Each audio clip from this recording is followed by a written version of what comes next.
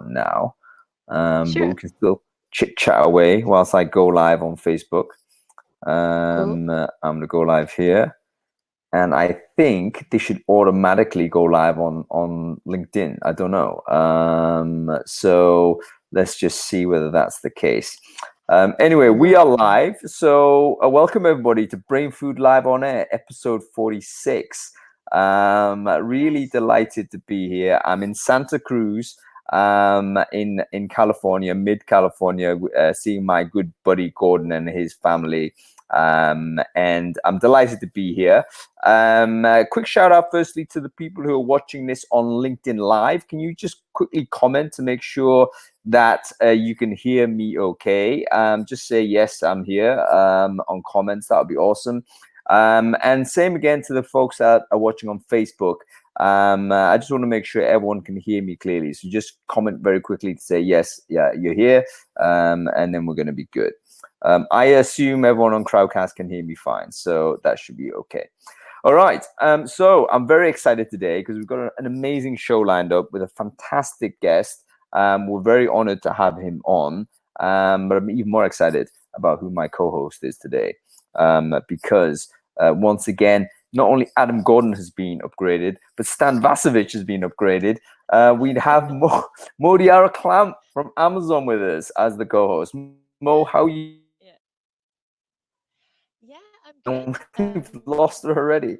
Yeah, the connection should be all right. I hope you can hear me. So, hi, my name is Modiara Camps. As Hung just said, I work for Amazon and I focus on talent attraction marketing in Europe. Um, but I'm at the moment in San Francisco because I just visited the hiring success event. So amazing. I hope my connection keeps up. Yeah, that Let's was get to it. amazing, wasn't it? We saw each other. I think your volume's a bit low there, actually, Mo. Do you mind find a way to turn that up? Sure. But yeah, that's right. I think Lee's saying the same. The volume's a bit too low, so you just pump it up and you'll be fine. Thanks, Lee. But yeah, we saw each other in Hiring Success earlier this week, and it was an amazing event. So fantastic to be there, and great to be this part of the world. We're rarely there. Lee, we're doing this show specifically for you, so we know you have to get up super early to watch this from when we broadcast in UK time. So thank you very much for being a soldier for us. Okay, before we get on with the show, first thing I've got to do is say a big shout out to our sponsors this week. Episode 46 is sponsored by our buddies at Uncubed. Uncubed are a fantastic organization that do recruiting for tech startups in Brooklyn, New York, East Coast. They also one of the few companies I think have done an amazing effort in combining community and content along with agency supply. They really are an example, I think, of an organization that's doing modern recruitment in the right way. Run by a friend of mine called Tarek Pertu, Liverpool supporter, really good dude. Check out Uncubed if you're hiring for tech over there. Okay, so we start the show as we always do, Mo, by looking at last week's Recruiting Brainfood. Did you read the newsletter? And if you did, what did you think was interesting in last week's issue? Well, there are two things that basically stood out for me. One of them was the article around the world's largest working from home experiment. So I hope you can hear me better now. Yep. And it was due to the situation in China with the coronavirus, where everybody just had to instantly, change their way of working. And I think it's really interesting to see how that shift went. People jumping on WeChat and all the other platforms to have their meetings, extending their holidays. And for myself, I work basically from wherever I want. So it's kind of, interesting to see this huge, group of people trying to reinvent work in a forced way. But 46 million people were quarantined and still are quarantined, I think. So this is an entire that's the size of a country. That's incredible.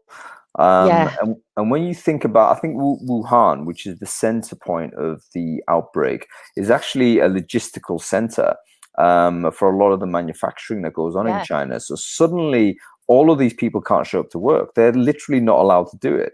So how do you continue economically in some way? So I think this is going to have massive impact in the Chinese economy, because I suspect China and generally East Asian cultures are quite resistant to the concept of remote working. Very much it's a presenteeism type of culture, I believe.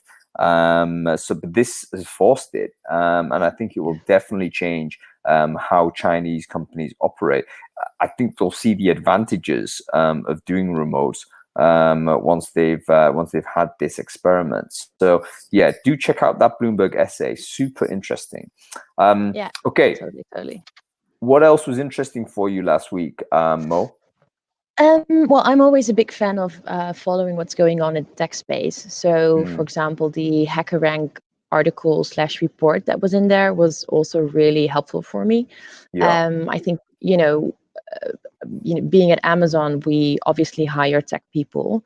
So I think it's really important to understand what's going on and also how the tech space develops, because that helps you to communicate with your target group in a proper way, right? So yeah, it's really good to read. And also with having 5 generations on the work floor at the moment, Yeah. which generation is behind which language or most embedded in specific tech language. So yeah, I would definitely recommend that if you're in tech hiring, follow HackerRank. It's super helpful. They do an amazing thing with their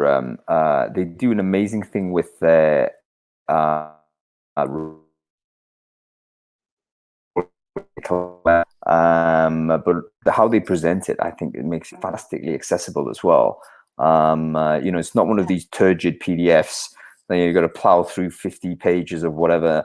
But it's a really kind of interactive site. It shows you visually where the trends are, and it really gets you a feeling that you've got some insight on how these developers think and operate. So no question, if you do tech hiring, you need to check out that HackerRank report. I think you do need.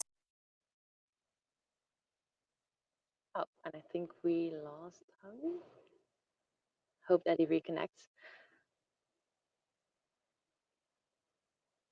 Let's wait for that.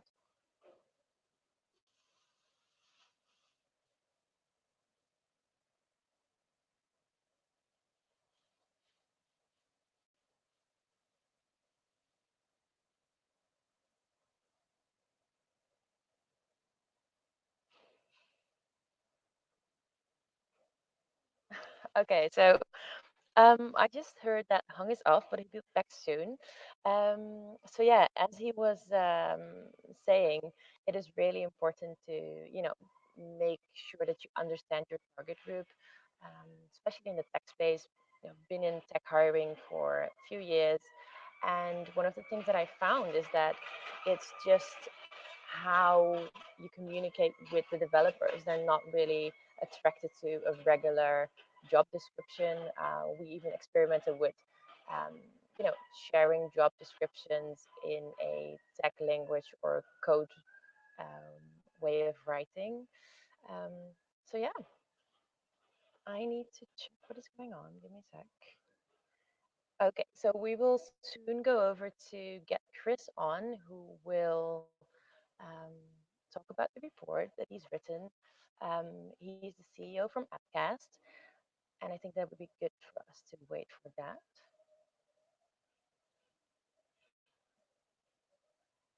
And I totally agree with David, what you're just sharing, that that nobody's really attracted to job descriptions in general. Um, yeah, that's true. One of the things that I also think is really interesting is that if you look at job descriptions, it would be way better to describe them wherein they focus on the challenges that people will go through. Um, and it's really, it's something that I'm just going through my mind right now, trying to improvise here, when I think that it would be interesting to write towards a performance-based job description instead of task-based, which is also challenging, but good. So I'm going to read the question from Lee. Thank you, Lee. So the question is, now that you have 9 whole months months at Amazon, what have you learned? So one of the things that I've learned is that it's a really fast-paced environment, and you just need to keep up. Um, but you also need to be flexible because the company is so big that everything is changing um, really quickly. So tomorrow we're going to go in to the left, and the day after we're going to go to the right. Um, so it's just developing yourself and being fluid. That's one of the biggest lessons that I've learned. Overall, I'm having a great time. Yeah, it's been amazing actually. Thanks for asking.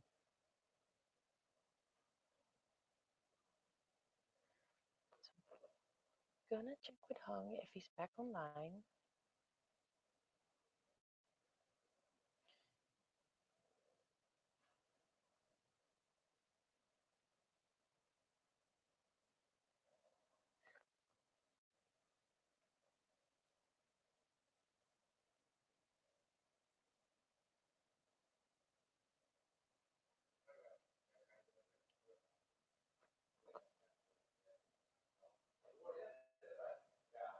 Okay, so it seems that we have some connection problems. Hung and Chris. So I'm sorry, guys. I apologize for the technical inconvenience. Oh, Chris, there you are.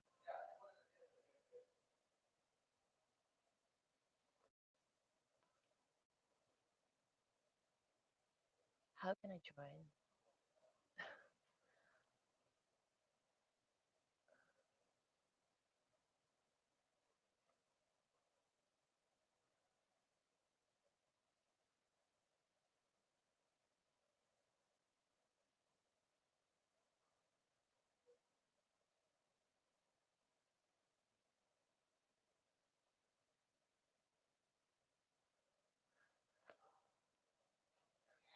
Okay, so one other question from Lee. Thank you.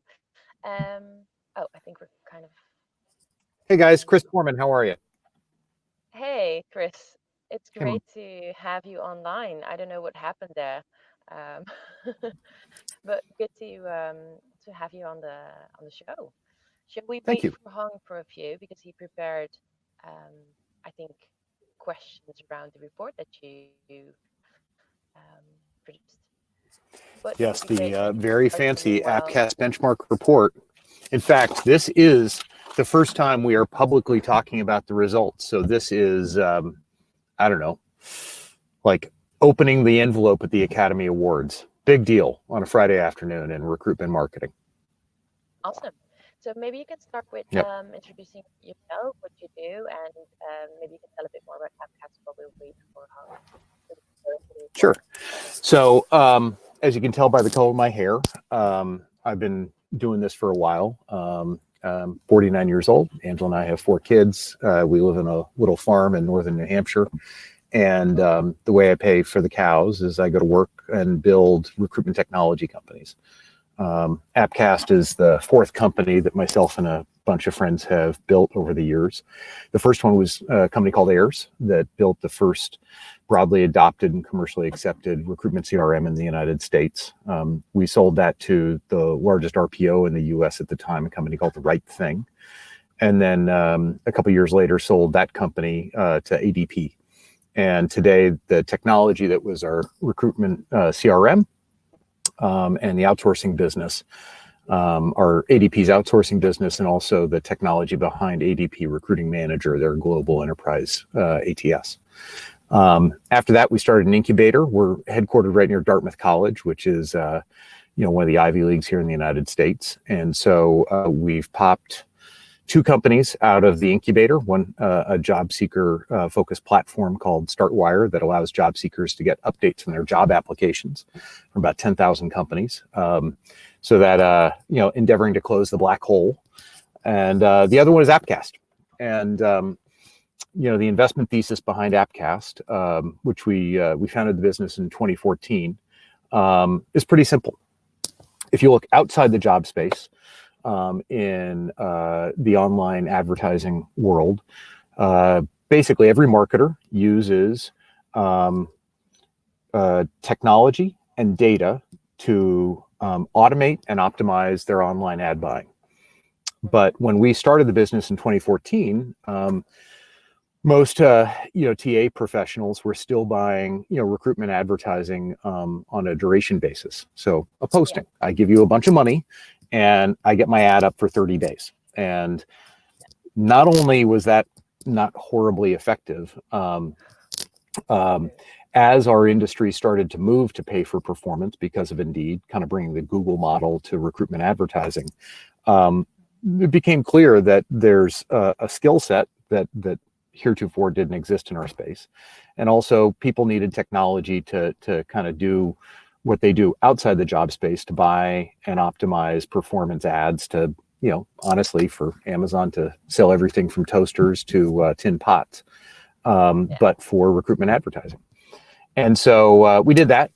If you fast forward to today, we're 145 people. And this is all that we do. We have, our software manages $550 million of recruitment advertising spend per year.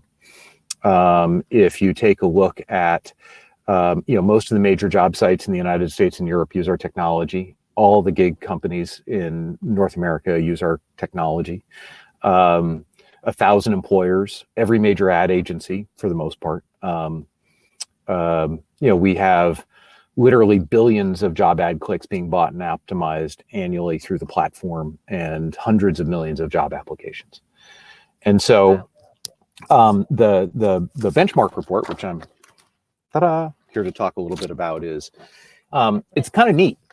It's aggregated and anonymized data from all that buying. So literally, thousands and thousands of companies are, their job ad buying is, kind of included in the data set. And we've been publishing this for about 3-4 years now. And it gives us some really kind of interesting trend lines some interesting insight into what works and what doesn't. Yeah.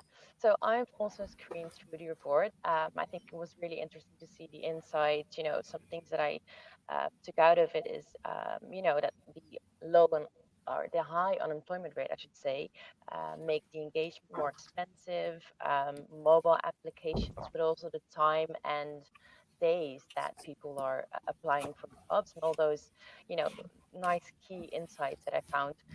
So really interesting. And, you having all these insights based on the report, I would like to know, maybe you can tell me a bit more around the behavior of the job applicant in 2020, based on the report. So let's peel that onion a little bit.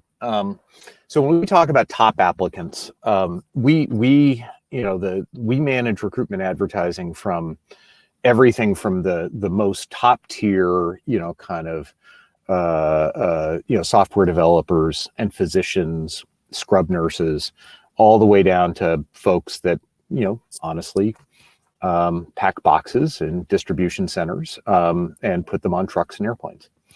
And first off, I want to dispel this notion. Whenever people talk about the war for talent, at least in North America, which is where we most of our business is in North America, though we operate in 8 countries. And actually last July, we were acquired by the classifieds business of Axel Springer, a company called Stepstone. So if you're based out of London, Stepstone, they own Total Jobs, and we operate in 54 countries. But most of our experience is in North America, at least from the NatCast standpoint. So first off is the war for talent. It's really hard to hire software developers in Silicon Valley and in Seattle and Union Square. But the real war for talent is truck drivers in the United States. It's people to pack boxes for the holidays in certain, kind of geos in the United States. It's filling call centers in North Dakota. The issue, we got caught up around, what is challenging and difficult in recruitment based on, watching, Silicon Valley on Netflix. The reality is supply and demand are out of balance throughout the economy, at the high end and at the low end. And while this is counterintuitive, that's what drives recruitment advertising expense. Like what's the most expensive application to drive in the United States right now? truck drivers, not nurses. Surprising, actually. Yeah, Didn't realize you know, that. honestly, some of the highest, cost per applications are also paid in October in major metro areas where major e-commerce and retail providers are competing for hourly employees to deal with the holiday rush. So, Yeah. so anyway, so just Imagine. dispelling this issue of what's hard and what isn't hard and all that jazz is it depends. It depends on the time of the year. It depends where you're at, and it can be anything. It literally can be anything. It's about supply and demand in the local geographies. So the first thing, though, that we've seen that's really kind of a key take-home point, and it's something valuable for TA leaders when they're going to talk to the CFO at their company and talking about why they actually need more money to do their job right now, is because the unemployment rate is so low in most of America. We are seeing a corollary. As the unemployment rate goes down, we are also seeing a decrease in apply rates. So what it means is job seekers are looking at more jobs and applying to fewer of them. And so why? Because they're picky. They can be. Yeah. It's like, there's lots of jobs for people right now. So how does this result in higher costs? Well, right now in the United States, recruitment advertising, depending on who you believe, is a $5 to $7 billion a year industry. And it is moving irrevocably and hard towards pay for performance ad models. So rather than paying $300 for a posting, you pay 50 cents a click. So if in fact the apply rate is going down, what that means at a very basic level is you need more clicks to get an apply. And if you're paying per click, that means your costs go up. And so there's actually really easy math to do that says, hey, we operate in 10 markets, whatever your business happens to be. The unemployment rate is going down in those areas. We've been able to track using our applicant tracking system or even just our benchmark data that, it's taken more clicks to actually get an apply. And, the costs of a click are staying the same. And that's also something that shows the average cost of a click in the United States to buy a job seeker across all functions, all geographies, ticked up 1 penny from 70 cents to 71 cents. Yeah, I saw that in reports. What it actually means is you need 10 to 15% more in your budget just to get the same number of applicants to fulfill your to fill your funnel at a macro level. Conclusion. I think one of the things that keeps me going, keeps me wondering, if you say these things, is like, what if I don't have that budget? And also, how do I then actually know when my ad is working well? So first off, if in fact you've got limited budget, the most important thing that you can do to stretch your budget, and actually, candidly, I believe, and it's difficult to get data to prove this, but I believe to actually get better quality candidates, is to shorten your apply process, make it easier. All right. So right now in the United States, on average, for companies that are enterprise organizations that have more than 1,000 employees and use an applicant tracking system, the average click to apply rate on an applicant tracking system is about 7%. The range, though, literally can go from 0.25%. So think about that. You need 400 people starting an application to get one. That's goofy. All the way up to 25 to 30%. And so, again, if you're paying per click, how do you get more juice from the orange? Well, the first thing is to absolutely focus on the apply flow and to make it easier for good quality candidates to throw their hat in the ring. Second thing is there's a bunch of the data in the report says that it's kind of interesting things. You can get a 20% higher apply rate. Not like clicking on the jobs at Indeed or Glassdoor, but a 20% higher apply rate once somebody clicks on the job by having a title that has 1 to 3 words in it versus 7 to 12. So think about that. I mean, so forget about all your fancy marketing degrees. Okay, just call the job what it is: truck driver, right? CDL license. Instead of saying sandwich artist, come up with some, sandwich maker. It's something that there is a tremendous amount of data now. I mean, just this year's report was based on a couple 100 million clicks and about 7 million job applications. And, where if you have an easy apply process, you actually, describe the job efficiently and clearly, both in the title and the job description, you could, without being hyperbolic, decrease your recruiting costs, the amount of money that you spend to generate an applicant by 50%. Like just boom. Still advertise the same places, do the same thing, just do it better. And all of a sudden it just performs better.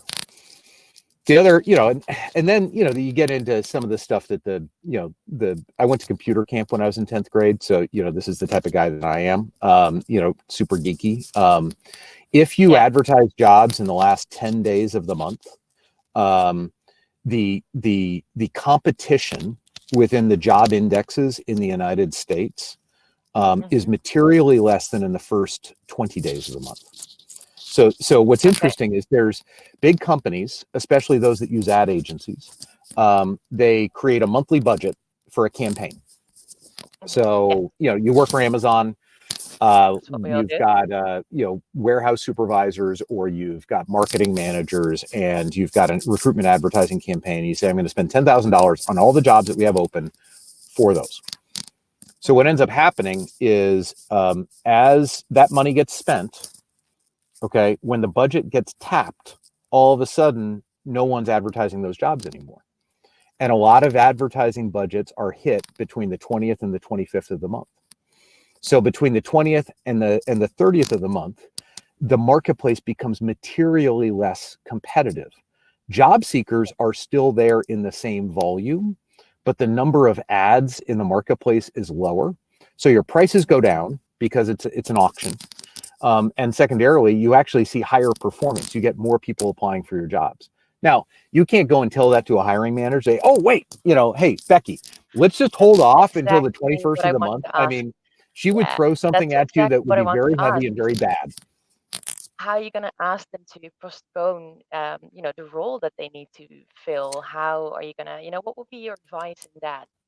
Well, it depends. You clearly can't do it for a high-level individual contributor, like a role that you would apply for or I would apply for. But if you want to think about efficiency in terms of recruitment advertising, you're recruiting for, let's say, a warehouse worker all the time, right? 24 hours a day, 7 days a week, always need them. In that case, there's an argument to say that you would bid less days 20 to 30 because it's less competitive. There's more job seekers.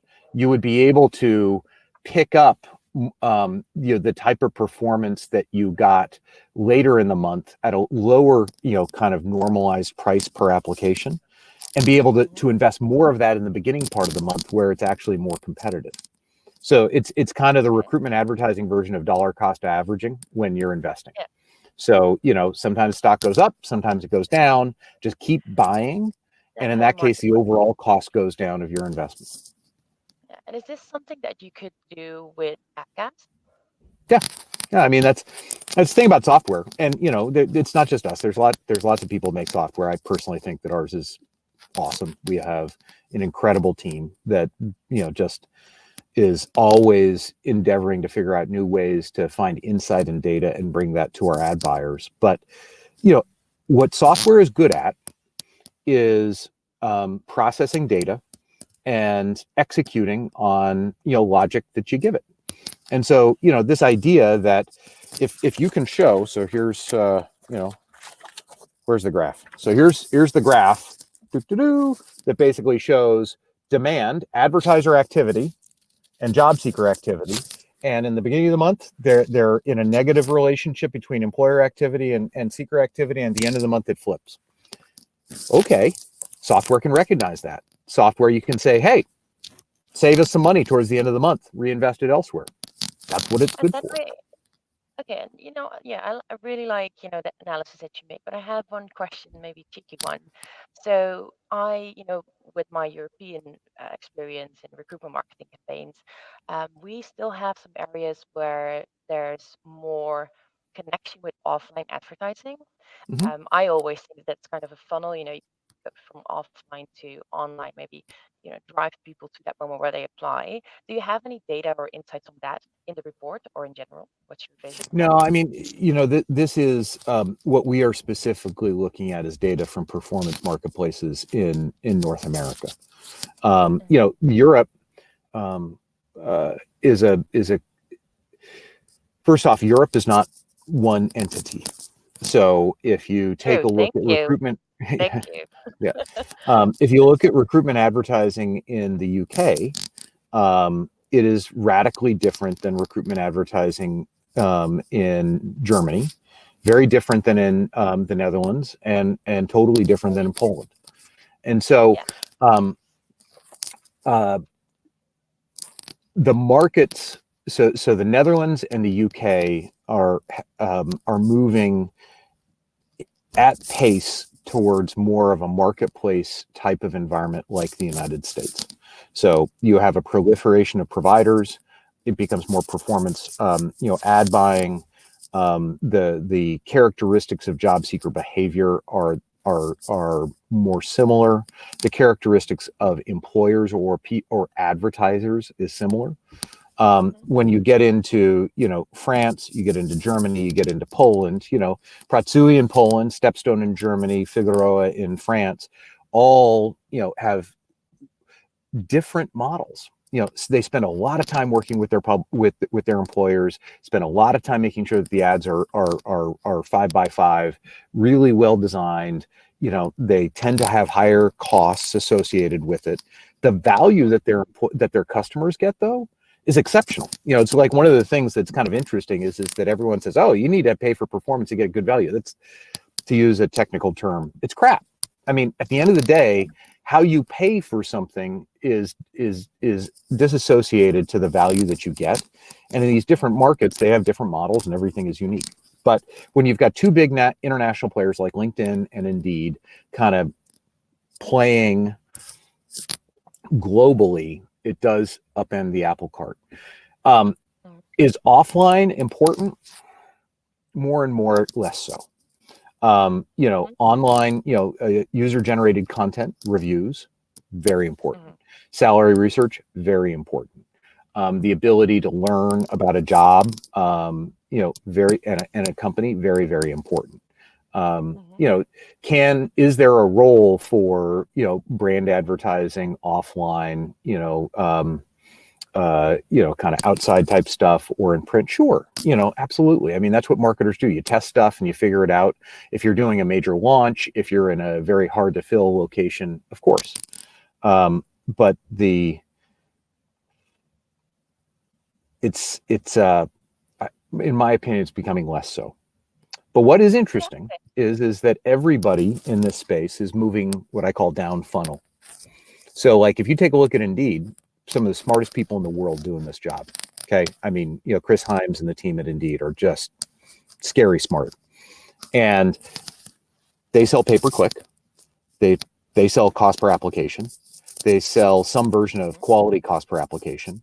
And their hire product, they're actually selling hires. So think about that. Think about the transition that's occurring in recruitment advertising, in the United States, where we're not even done with the move to pay-per-click, and already the market leader is in many markets selling recruitment advertising as a turnkey service that's actually a recruiting service. Is that going to be something that's going to happen and will leapfrog into Europe? Absolutely.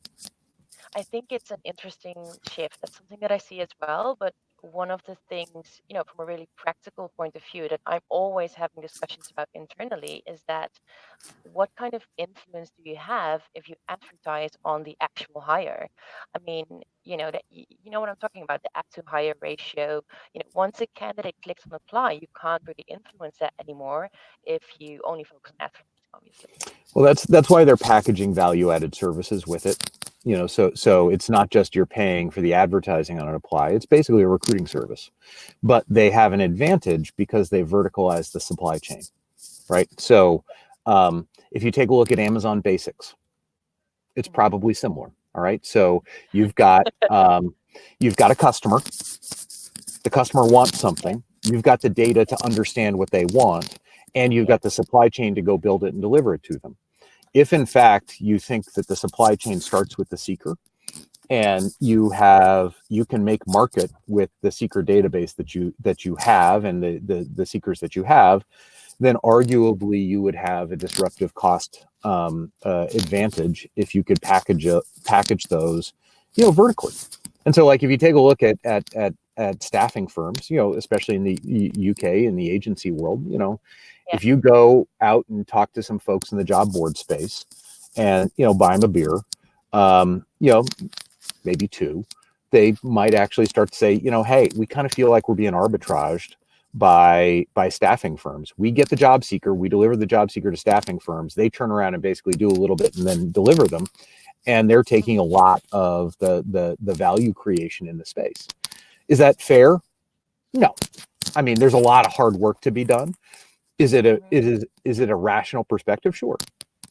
And at the end of the day, if you can verticalize, that supply chain and become to an employer their, true talent provider, that's a big deal. And honestly, one of the most expensive things you can do that you need to do in recruitment is get the seeker eyeballs. And if you got them, that's an advantage. So, based on what you're saying right now, you can basically say that talent attraction and talent acquisition will merge, that they will be a wholesome process in the future. So what do you think that will do with, job advertising in general? I mean, do you think that all the platforms will go into this value-based company? I'm 49. I plan on being absolutely retired by the time that comes to bear. I have, I don't know. One of the things that I've learned over my career is that change does come to talent acquisition, but change comes slowly. It isn't a sharp turn in the road. You can see the curve coming, and the best companies know that the curve is going to come, and they change, what they do, and they adapt to it. Based on that, yeah. So, we'll figure it out. Yeah, totally, always. But one of the things that I found interesting in general, and I think that that's something that Hung also wanted to ask, is what do you think about, Google and Facebook and also Amazon working on these more HR tech related tools? Well, everything is developing something else, right? Like Google Jobs. I guess it's like Facebook Workplace. If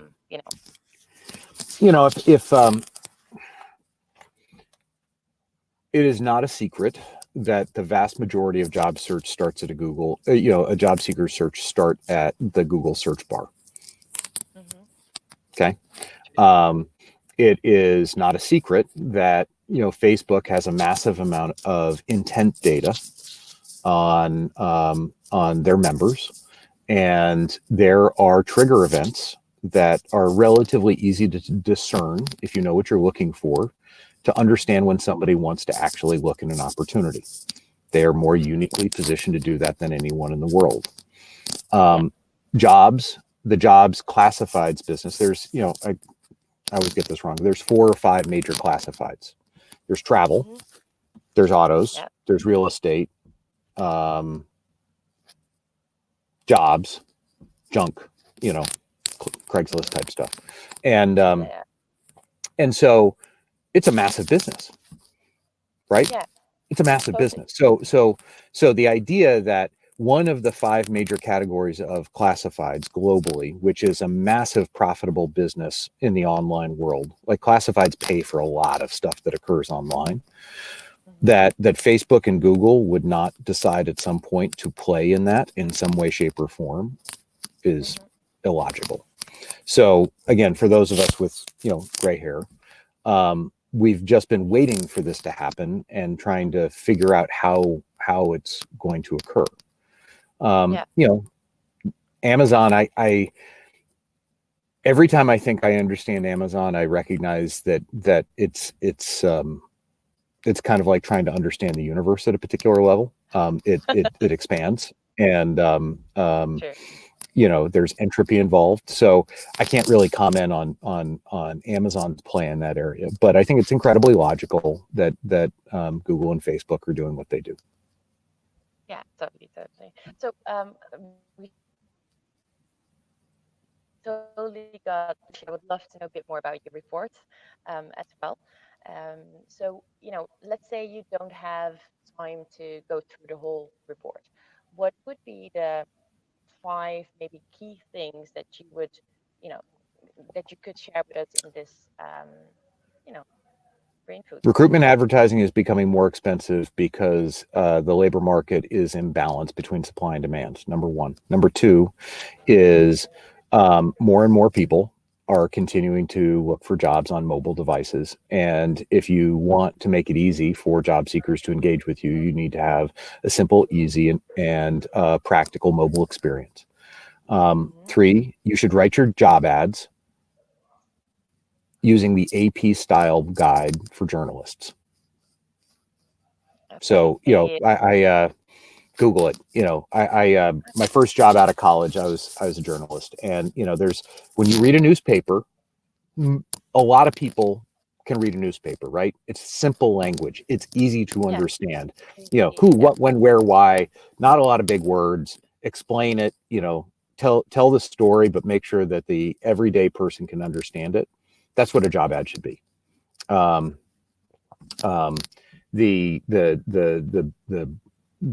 The reality is that when you describe things succinctly and describe a job well, it actually improves the efficacy of the money that you're spending. Okay, so job ads are becoming more expensive. More people are on mobile. Make sure it works. Make sure that your language is clean and easy to understand. Have a short apply process. And yeah, well, to be honest, this is one of the things that you just mentioned this earlier, but this is one of the things that I'm always in discussion about, because if you make the apply process shorter and you would basically say, I make it easy, you can apply via your mobile, you just leave your name, phone number, and email address, and we'll reach out to you. That also causes a lot of work for the recruitment teams or but that's the what software is call good at, center that's in the agency. right? So let me give you a for instance.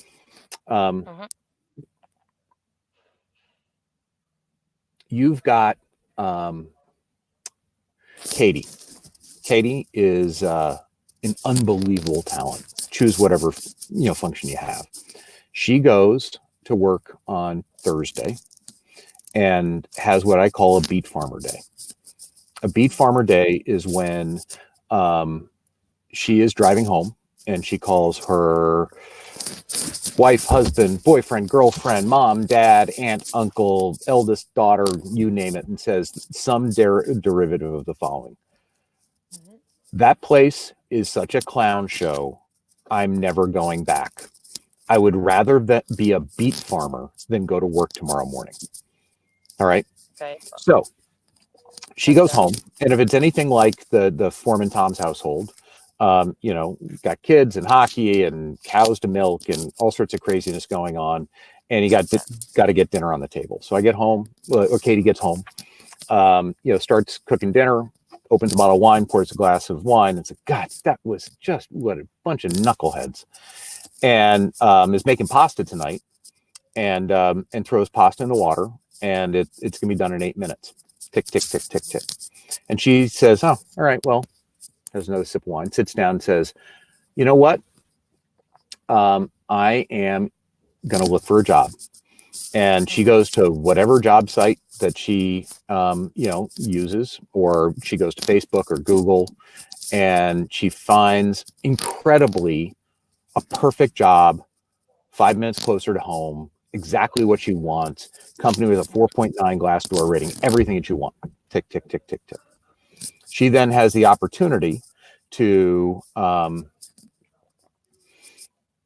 she clicks on the apply button, and she runs into one of two things. One of them is a 17-minute apply process that has an assessment in it. We've all been there. or she has the ability to throw her hat in the ring, which is what you talked about. Tick, tick, tick, tick, tick. Pasta's done. Dog starts to bark. Everything's lost.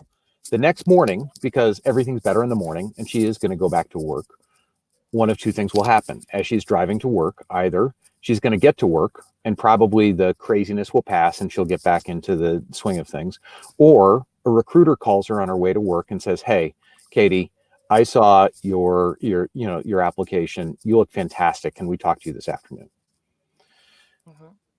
The best candidates are not the ones that suffer through that. The best candidates have options. So if I have a choice between making it easy for a bunch of people to throw their hat in the ring and then writing software to say, okay, good, bad, good, bad, good, bad, good, bad, and make it easier on recruiters, that's the right answer. The wrong answer is to make it really, really hard for Katie to take the next step in her career when she's had an awful experience that day, when she is the most likely to actually come work for your company.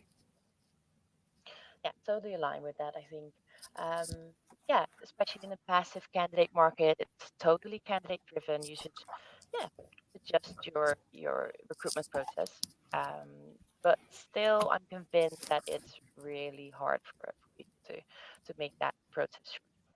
Is there anything in your report around how you can change this application process, or any data that might be relevant in changing that to Yeah, I mean, there's a bunch of information in there that shows the longer you make the apply process, the lower the apply rate goes. So if it's short, more people apply, and if it's long, less people do. And quite candidly, that's about as sophisticated as it gets. You need to ask the questions that you need to ask, all right? But you shouldn't ask anything more. And when, the good idea fairy shows up and says, "Oh, wouldn't it be great if we asked this question in the application?" No, go away. All right. You can ask that after they apply. If they come in for an interview, we'll ask that question, but no. And the reason why we have these god awful long application processes is well-intentioned people that are like, well, let's gather all this information so we can feed it into our ERP system, if we hire this person. That's dumb. You shouldn't ask anything that you don't need. So if the only thing that you need is a resume, first name, last name, email address, and mobile phone number, that is it. And then if you like, Katie, if you like Sally, if you like, Ishmael, then far out. They'll fill out the full application down the road because they're going to like the job and it's going to work out. I think that, from my experience and what I see, in Amazon, is that totally works if you speak about the gig economy related jobs, right? Like temporary workers, as you said in the beginning. Yeah, so that would be a good option. Are there, speaking about gig economy, I'm also thinking here, are there any differences, like major differences between, let's say a temporary worker versus a permanent employee? That, Yeah, I mean, in there's whole there's approach. yeah, I mean, there's lots of deltas in. I mean, we could have another 5-day webinar on that one. But from a practical standpoint, is there that much of a difference in terms of beginning the relationship with them? No. You need to find somebody that has the skills or capabilities that you're looking for and is seeking the employment type that you can offer. That's marketing.